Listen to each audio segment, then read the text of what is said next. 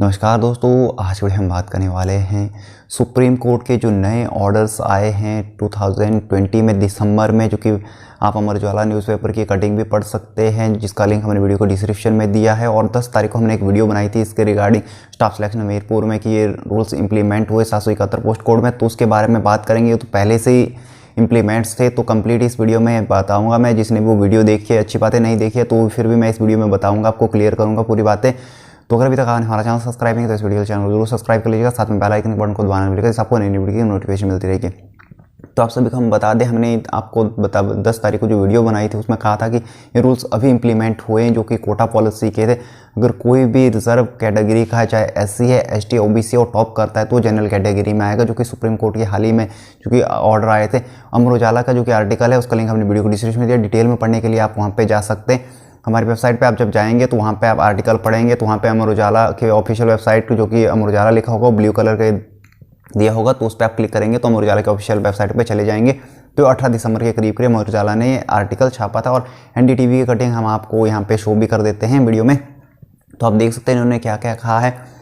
तो यहाँ पे देखिए, स्टाफ सिलेक्शन कमीशन हमीरपुर की बात करें तो जो कि सुप्रीम कोर्ट ने कहा था जितनी भी कैटेगरी है वो सामान्य वर्ग में आ सकते हैं, अगर वो टॉप करते होते हैं करते।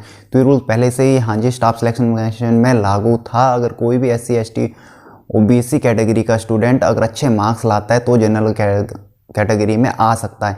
बट जो कि सब कैटेगरी है, तो यहाँ पे जो अगर आप जनरल बीपीएल में भर देते हो, एससी बीपीएल में भर देते हो, ओबीसी बीपीएल में भरते हो, एसटी बीपीएल में भरते हो, अगर उनकी वैकेंसीज वहाँ पे हुई, अगर वैकेंसीज नहीं हुई तब तो आप ओपन में आएंगे।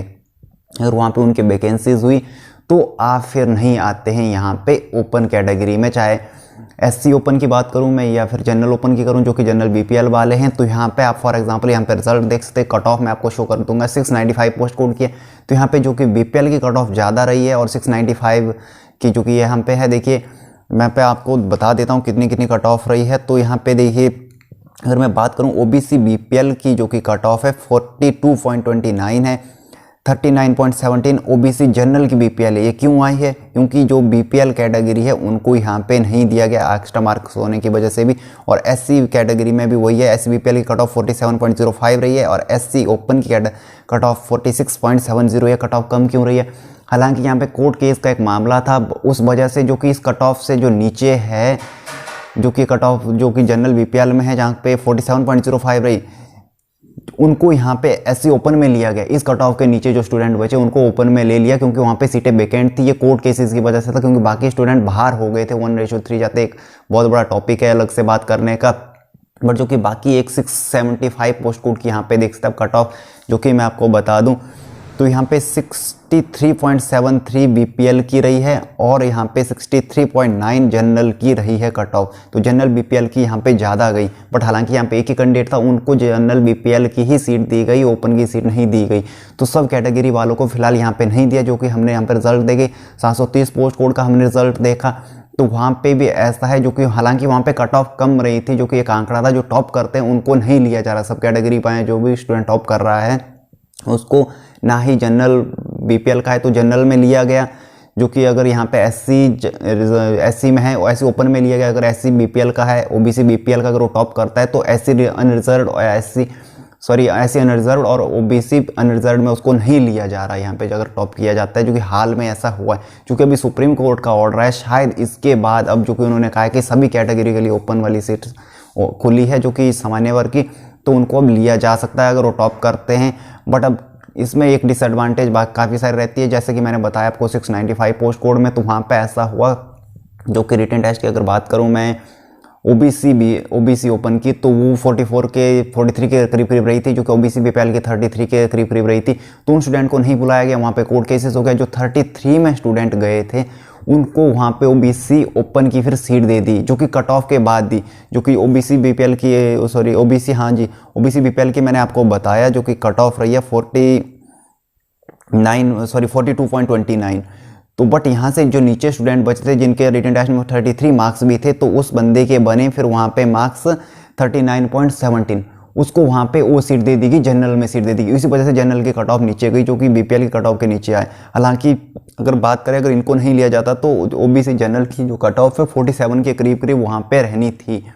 उसके अकॉर्डिंग। बाकी स्टूडेंट को उन्होंने बुलाया नहीं, अब कौन सा रूल्स है कैसे रिगार्डिंग बुलाया है तो उन पे डिपेंड करता है, तो उन्होंने बाकी स्टूडेंट को नहीं बुलाया डॉक्यूमेंटेशन में। हालांकि ज़्यादा मार्क्स थे, 40 करीब ओबीसी बीपीएल स्टूडेंट के मार्क्स थे, बट उनको डॉक्यूमेंटेशन में नहीं बुलाया। फॉर एग्जाम्पल मैं आपको ऐसा दे देता हूँ, अगर यहाँ पे ऐसा होता है जो रिटन टेस्ट की कट ऑफ यहाँ पे जनरल की 51 रहती है, और दूसरी तरफ से किसी और कैटेगरी ओबीसी का हो, एससी कैटेगरी का, उसकी यहाँ पे रहती है कट ऑफ यहाँ पे, सॉरी रिटन टेस्ट का उसमें मार्क्स है 49, बट उसको अपनी कैटेगरी के डॉक्यूमेंटेशन में 1-2 मार्क्स लग जाते हैं, और भी मार्क्स लगते हैं, बीपीएल के मार्क्स लगे तो 4 मार्क्स तो उसके ऐसे ही हो गए, तो वो आपसे आगे चला जाएगा। आपको सिर्फ वहाँ पे लगेंगे जो कि आपके डिग्री के मार्क्स होंगे, जो कि परसेंटेज होगी तो उसके मार्क्स लगेंगे। आपको शायद 1 पॉइंट समथिंग लगे तो उसको तो 4 मार्क्स ऐसे ही लग रहे भैया, वो तो नीचे से आके आपसे आगे चला जाएगा।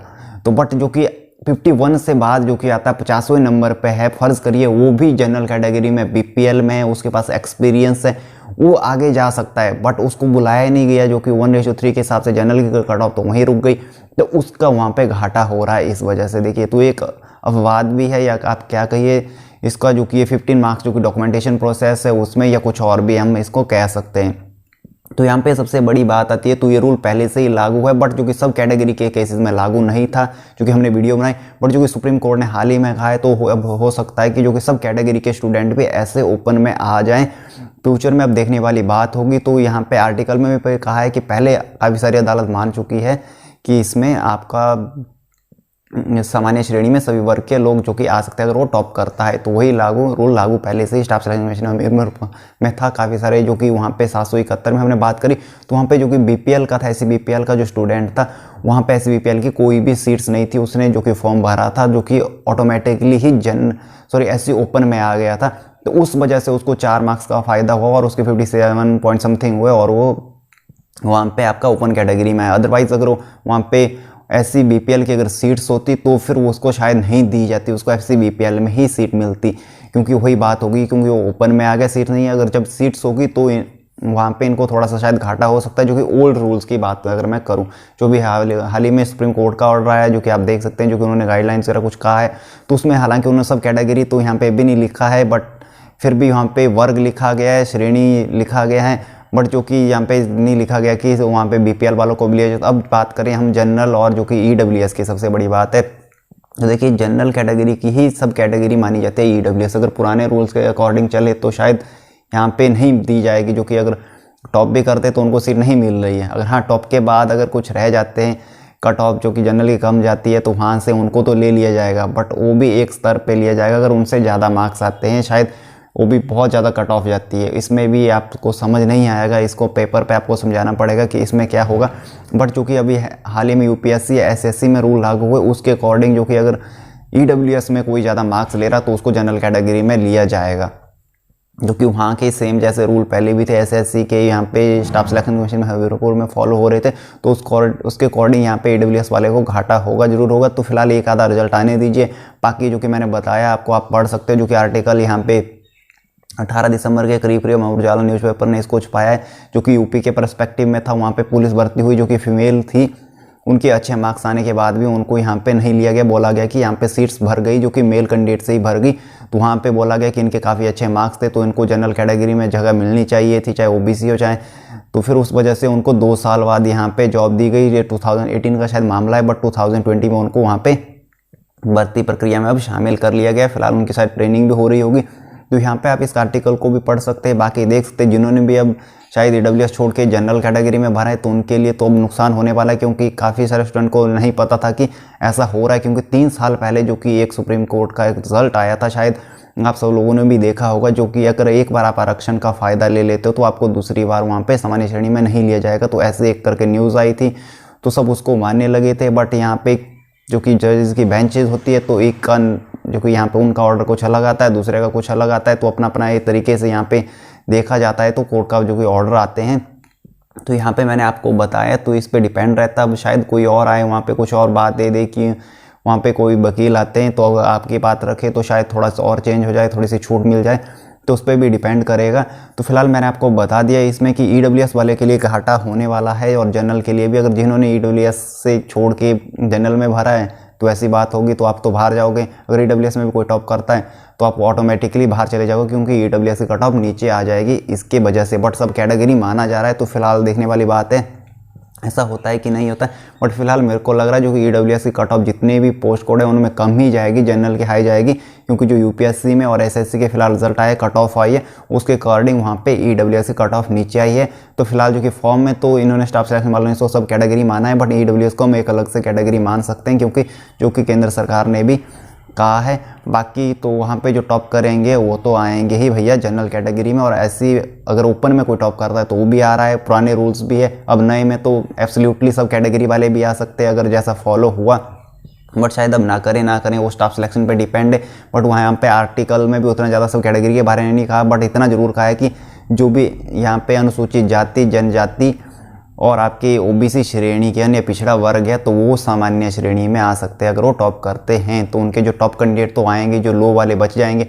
बट जो कि सब कैटेगरी में ऐसा नहीं है, मैंने आपको बताया अगर वो टॉप भी करते हैं तो वहाँ पे एक कट ऑफ रहती है मिनिमम, उस कट ऑफ से नीचे जो स्टूडेंट बचे अगर उनके जो कि जनरल की या किसी और की कट ऑफ से ज़्यादा मार्क्स है तो उनको लिया जाता है, अदरवाइज़ वहाँ से नीचे उनको नहीं, जो टॉप कैंडिडेट जाएंगे तो उनको तो एब्सोल्युटली जॉब मिलेगी कम मार्क्स होते हुए भी। बट सब कैटेगरी में ऐसा नहीं हो रहा है, तो मैंने आपको बता दिया। जो कि हाँ बट जो कि अनरिजर्व्ड है, जो कि SC अनरिजर्व्ड है, SC BPL अनरिजर्व्ड है, और सॉरी SC अनरिजर्व्ड है, ST अनरिजर्व्ड है, OBC अनरिजर्व्ड है, उनमें अगर कोई भी टॉप करता है वो सामान्य श्रेणी में ऑटोमेटिकली स्टूडेंट आ रहा है, ठीक है। तो ये बात है। तो वहाँ पे जो कि लो वाले मार्क्स वाले स्टूडेंट हैं उनको जॉब मिल रही है, बट जो सब कैटेगरी में नहीं मिली। बट सब कैटेगरी में एक आधा केस ही होता है जहाँ पे कट ऑफ कम ज़्यादा होती है, जो कि ST के केसेस में होती है, बाकी कैटेगरी केसेस में ऐसा हुआ नहीं है। बट ये जो कि मैंने आपको 695 बताया, यहाँ पे 675 बताया, तो ये 675 में तो कोई कोर्ट केसेस नहीं था, बट जो कि 695 में कोर्ट केसेस था, तो यहाँ पे तो बहुत ज़्यादा घाटा हुआ उन स्टूडेंट को जिनके 41, 42, 43 मार्क्स थे OBC कैटेगरी ओपन में, जहाँ पे 33 वाला OBC ओपन की सीट लेके बैठ गया। तो यहाँ पे देखिए, पर ये दूसरों वाले के लिए भी बात यहाँ पे घातक है। ऐसे ही मैंने एक यहाँ पे 699 पोस्ट कोड, या मुझे याद नहीं उतना आ रहा है, बट वहाँ पे जो कि मेडिकल में फ्रीडम फाइटर का एक स्टूडेंट के 28 समथिंग मार्क्स थे, जिनके फाइनल जो कि रिजल्ट में मार्क्स बने 33 पॉइंट समथिंग, और उनको वहाँ पे टीचर की जॉब दे दी गई। तो यहाँ पे टीचर की जॉब 28-29 मार्क्स लेके मिल रही है, तो आप सोचिए तो यहाँ पे क्या हो रहा है। तो यहाँ पे एक मिनिमम कट ऑफ आनी चाहिए सबके लिए, चाहे 45 मार्क्स हो या 50 मार्क्स हो, कि इसके ऊपर जो भी आएगा, जिस भी कैटेगरी का आएगा उसी को जॉब मिलेगी। चाहे फिर गवर्नमेंट के जो भी रूल्स है, SC ST OBC जो टॉप करना है वो उसको वहाँ पे लिया जाए। इस पर्सपेक्टिव से अगर सोचा जाए, क्योंकि इसमें सभी कैटेगरीज का फ़ायदा है और सभी लोगों का फ़ायदा है। यहाँ पे अगर कॉलेज में शिक्षित टीचर आएंगे, अच्छे आएंगे, जिनके अच्छे मार्क्स आ रहे, अभी 28 मार्क्स शायद आप सभी सोच सकते हो कि अच्छे हैं या बुरे हैं, मैं इस बारे में कुछ नहीं कह सकता, बट 28 यहाँ पे मैं उसका स्क्रीनशॉट भी आपको फ्यूचर में दिखा दूंगा अगर आपको चाहिए होगा। तो यहाँ पे इतने मार्क्स वाला है, ठीक है। तो ये थी आज की वीडियो, लाइक और चैनल आज इतना ही, धन्यवाद।